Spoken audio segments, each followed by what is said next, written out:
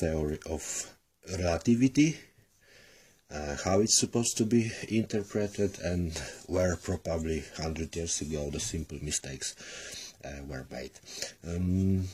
Top part of the picture, the yellow with the red color, they represent the big scale. So on the top part of the picture we got the big scale, on the bottom it's a tiny square, so quantum scale mechanics. And 3 columns. First one, special relativity, which came up in 1905, then general relativity 1915, and 2015 full relativity of space-time. So how all those factors supposed to be set properly.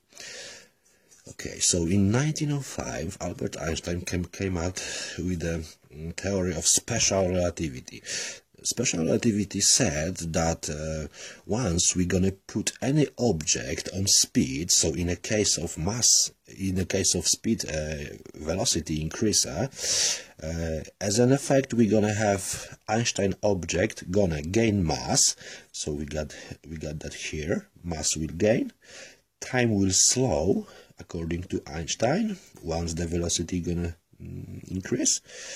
And then what Einstein said, that the near speed of light, space will actually contract. He said, oh, object will shrink. The other analyses were saying that the distance from point A to B will contract, will get shorter. So that wasn't unclear. And because that wasn't unclear, something is wrong. Obvious contradictions came very quickly, because Einstein missed that conclusion, that because you increase the speed of the object and its mass increases, then it's impossible, of course, to speed it up to such a high speed because of the mass increase. So Einstein is supposed to discover that c, so speed of light, is possible only in a case of mass decreases. So it's supposed to be interpreted as a quantum property in a mass. So then time will, and then the space will contract for c. So that was the missing part for Einstein, that the C is only possible, and C is a part of a quantum atomic world.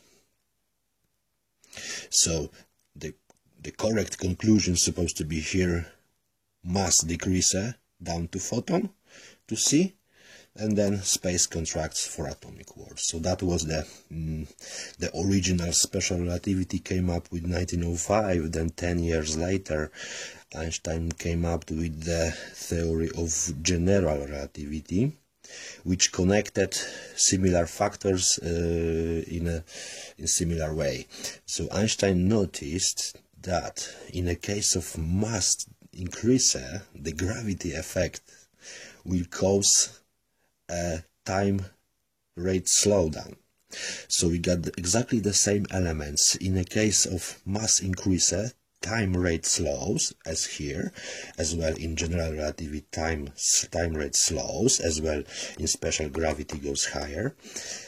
So we got exactly the same elements of both theories, but the missing part here, missed by Einstein, was description of a space property, because Einstein deducted and mixed it with the previous old Newtonian concept, where the space was like infinite arena, flat, and was most important that the property of the space can be only deformation and as return back to the original infinite Newtonian previous old state concept.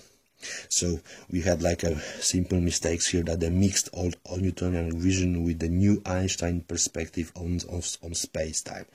So Einstein said correctly that in the case of mass increase, gravity gonna get higher, time rate gonna slow, and here we got the very simple contradictions, because in special relativity Einstein is saying about the space contraction, and in general relativity he says about the space curvature.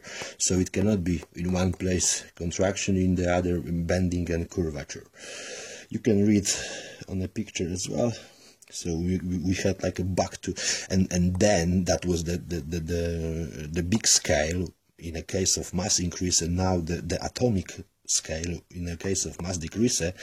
Einstein was very close to deduction, but what he interpreted, what he said, that in the case of mass decrease, time and space gonna, as we said before, gonna come back to the previous constant flat Newtonian concept state, which is a mistake in my opinion. And then we got 2015, the column number 3, which is complete breakup with all Newtonian constants, flat space-time vision in a full relativity. So space-time is a gravity.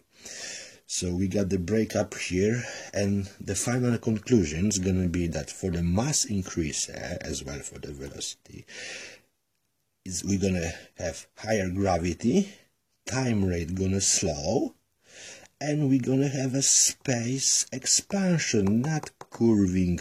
In the old vision analogy, the expansion of the space due to mass, in old analogy we can compare it to the Einstein experiment with the fabric of space-time, when Albert is putting heavier objects on the fabric, and the fabric gets stretched because of mass influence. So heavier object gonna stretch, gonna expand space more, and we got that confirmation in the galaxies, which are accumulating in their cores mass inside there by gravity. So they are collecting more and more mass, so the core gets heavier, and then it stretches the space-time, so the space expands. That's why we see the universe is expanding, and that's why as well everyone is moving from each other, because every galaxy is concentrating the mass in the core.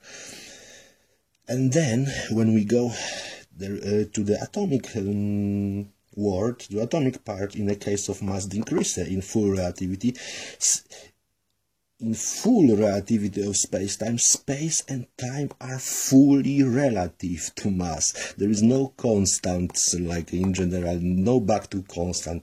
Space and time are fully relative. So that means in the case of mass decrease, of course, the gravity effect gets lower, time rate accelerates, which is obvious, opposite effect to big scale, and the space, of course, as well, opposite, contracts for the atomic worlds, and that means no mass, for example, there is no space. Like for example, in the previous concepts, they are showing that the space-time is always existed, always stretched. In a full relativity of space-time, space can only occur when the mass occurs, not in any other case.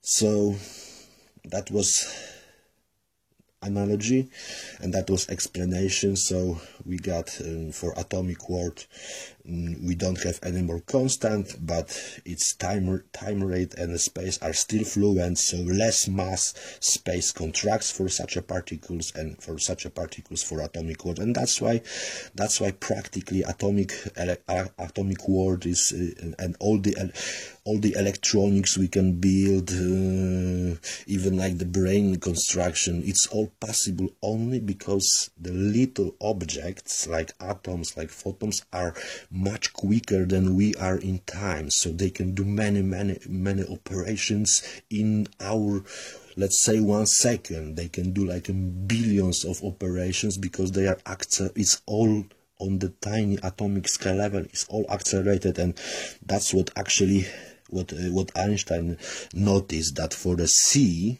so for the quantum world, space contracts, and that's supposed to be put into the full theory. Thank you.